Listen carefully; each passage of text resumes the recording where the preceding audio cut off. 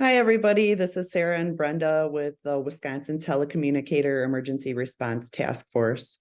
We both work for the Oak Creek and St. Francis Combined Dispatch Center in southeastern Wisconsin, soon to be merging with South Milwaukee as well. I'm Sarah. I have been a dispatcher with the department for 15 years, supervising for the past 10 years. I'm currently on third shift. I joined WI-TERT in 2010, became the Southeast Regional Coordinator in 2015, and then stepped into the role of State Coordinator in 2021. I'm Brenda. I'm the second shift dispatch supervisor. I have been with the department for 23 years, been a supervisor for 2. I've been the Southeast Wisconsin coordinator for 2 years. I think, if I'm not mistaken, I could be wrong, but I think I joined TERT, it'd be about 5 years, 4 years. And we're very happy to see you today. We're going to be periodically sharing some brief training topics with you, including some tips and tricks that we picked up throughout our years. If there's anything that you'd like to share or see covered, please reach out to us. We'd love to hear from you. We can be contacted via the Wisconsin Telecommunicator Emergency Response Task Force Facebook page or via email, which we'll share at the end of this training segment. Today, we're going to talk about being deployment ready. We all know the dispatcher that comes in with several bags, multiple drinks, water, coffee, the mid-shift Red Bull, a bunch of office supplies, and in some way, shape, or form, this is each one of us. We never know what kind of shift we're going to have on any given day, what kind of calls we're going to take, or what kind of trouble those officers are going to stir up for us. But we're ready. Or how long you're going to be here. Yeah, but regardless, we're ready. However, being deployment ready for responding to another dispatch center or command post with operations during a man-made or natural disaster is a bit more involved than our day-to-day preparedness. If a WI-TERT deployment is activated and you're one of the task force members responding, chances are you're going to have very little time to get your affairs in order and hit the road. And if you have nothing prepared in advance, you've definitely got some major work ahead of you. You might get lucky and respond to a fully functioning PSAP, but depending on the type of disaster, you might find yourself working in conditions that are less than ideal. No electricity, no running water, no Wi-Fi. So how many of us are prepared to leave at home for 3 days on a whim in that sort of conditions?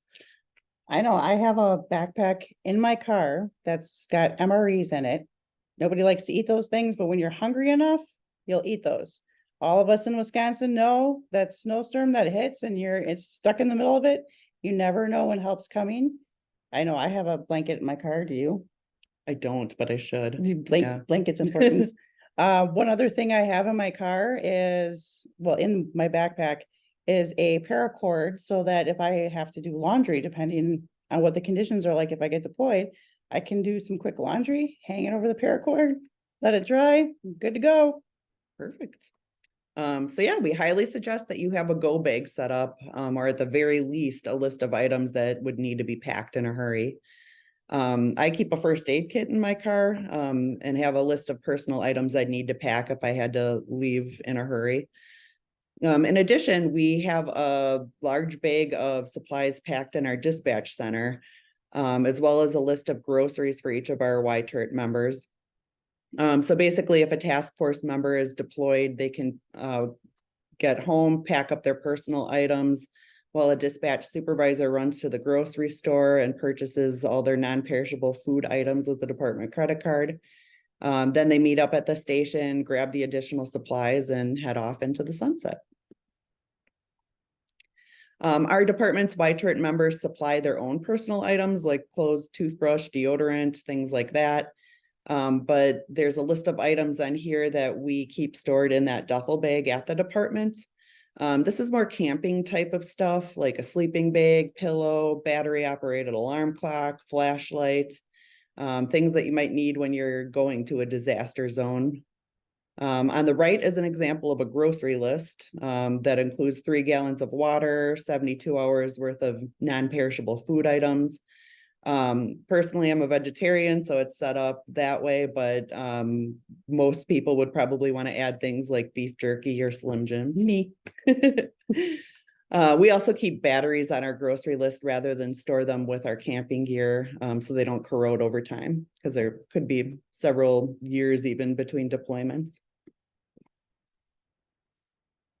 Aside from packing, there's definitely some other considerations WI-TERT members need to keep in mind. Do you have a plan for childcare or someone to feed your pets while you're away? Are there other household related items that need to be taken care of while you're away? Like, is somebody going to get your mail, water your plants, cut the grass, snow removal? Also, do you have all your financial information or a will accessible to a close friend or family member? There's definitely a chance that you won't be able to be in contact with anyone during a TERT deployment.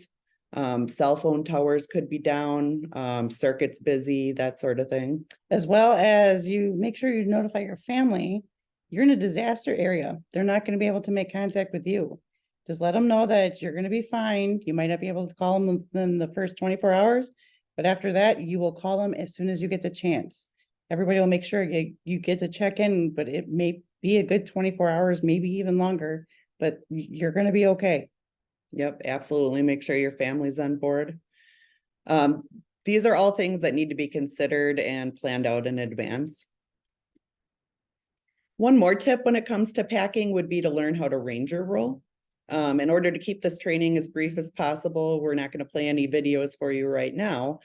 However, if you do a YouTube search, there are tons of examples of this technique out there. Basically, it involves setting full outfits together and compactly rolling them up, which saves a ton of space while packing and is also helpful when you're lugging so much stuff along with you. So that's all we have for you today. Here is our contact information if you'd like any further information or have any suggestions for trainings you would be interested in seeing. And please visit us on Facebook. Bye. Bye.